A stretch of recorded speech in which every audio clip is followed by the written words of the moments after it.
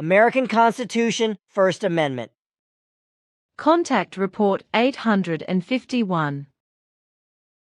In truth, there is a long and shameful history of the USA, which proves since time immemorial that justice is written tiny in the USA.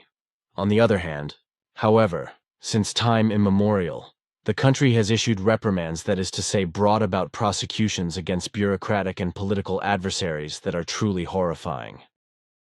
This has always been done through the First Amendment, and quite quickly after its creation.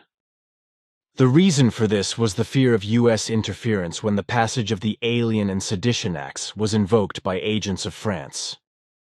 This law prohibited even then any malicious, false, and scandalous writings that could be directed against the U.S. President or the U.S. government, as well as against Congress. The constitutional amendment thus made any attack, if still justified, a conspiracy against measures of the government of the United States. Consequently, any exposure, however rotten, of machinations, lies, deceit, treachery, and underhandedness, etc. of the government and rulers, the military and the intelligence services, is illegal and punishable to the hilt on the part of the ever-present constitutional article.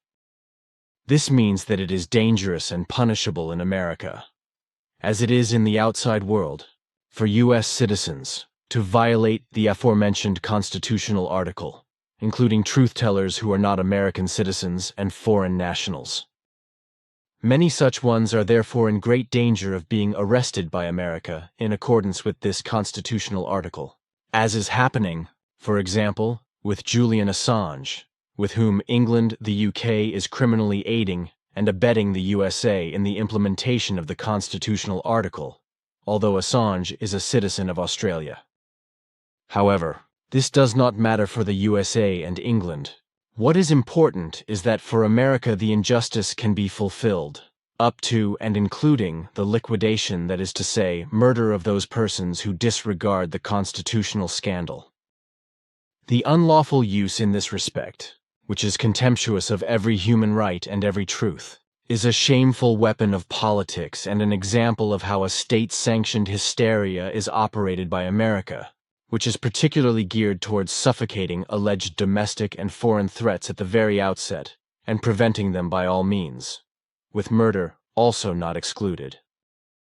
The fact that the whole of the constitutional article is a deprivation of freedom, a suppression of freedom of opinion, and an unparalleled suppression of truth is tacitly accepted by the people of America, because they have no other choice, otherwise they will fall into the mills of persecution, which may mean liquidation. The claim that the constitutional article would serve U.S. state security and U.S. government policy is nothing more than a lie, and also an example of the fear of America's government that the hegemony mania and war mania, as well as the insidiousness of the U.S. state leadership and the powerful of the shadow government in this respect, would become widely known among the dumbfounded population and create turmoil. It is also sadly the case that critics of U.S. government policy are at least muzzled, if not murdered. Lies about external foreign powers have been spread, and these have been hostilely slandered. This as hostile, lying, and fraudulent disinformation has been raised since ancient times.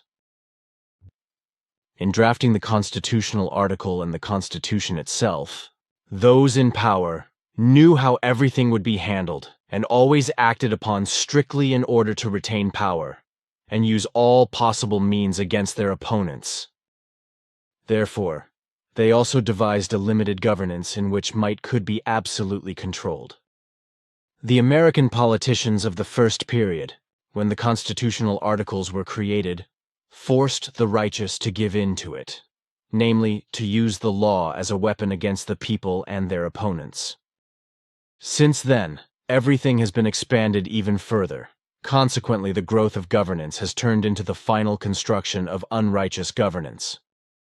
This has led to an unelected and unlawful handling of the bureaucracy and leadership of the USA, and this is the role that is being played in the USA today.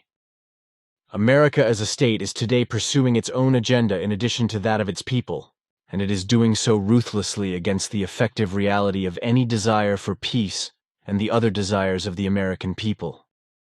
The American state, that is to say, the American government, is working to infiltrate, harass, and eliminate all those of the population and all states of the world who oppose its agenda of terror and violence.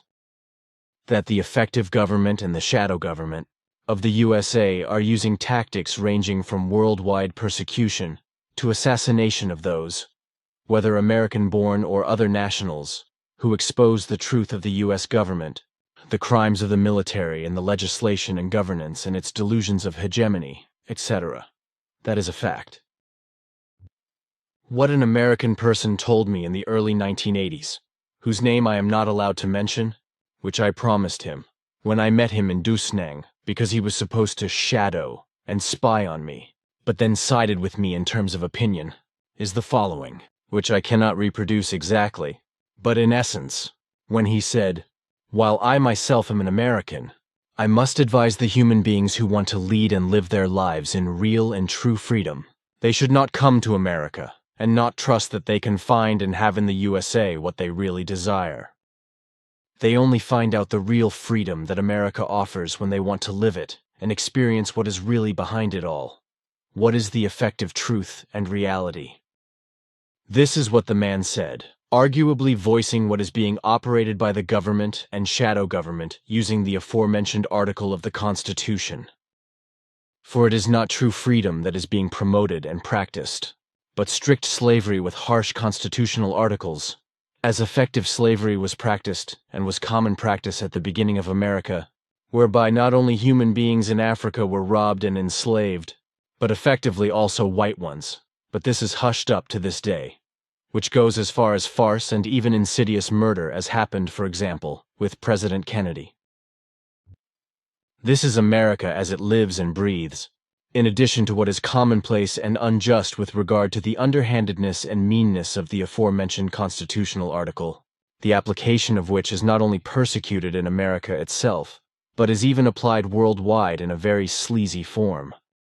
One only has to think of Julian Paul Assange, unlawfully held in Belmarsh prison in England awaiting extradition to America, and Edward Joseph Snowden, who has sought refuge in Russia. In the case of Julian Assange, the U.S. is demanding extradition because he published secret documents about the U.S. occupation of Afghanistan and the war in Iraq. What is happening to Assange is what the USA's constitutional article does to persons who express a certain political opinion and do not agree with what the USA government and its military and the U.S. Secret Services are doing, not only in the USA but uninhibitedly in all countries of the world, so also in neutral ones. The U.S. wants to make an example of Assange, and they want to silence him by locking him up forever, or murdering him, then mendaciously claiming that he killed himself, that he died of heart failure, accident or illness, etc. This is intended to silence all whistleblowers. This is to stop all whistleblowers, as those who openly disclose government, military and intelligence secrets are called, from going public to freely and openly disclose what the secrets of the U.S. really are regarding the wrongdoings of the U.S. government, the U.S. military, and the U.S. intelligence agencies active around the world. The message is clear.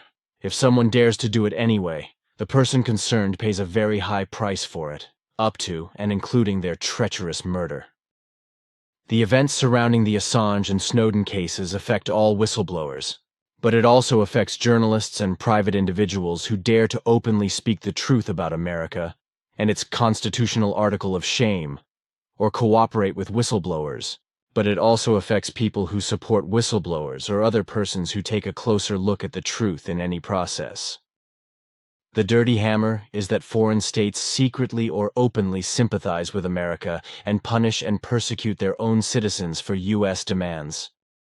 It is not only the human beings who are in danger when they tell the truth, but also those journalists and the press who are dedicated to the truth.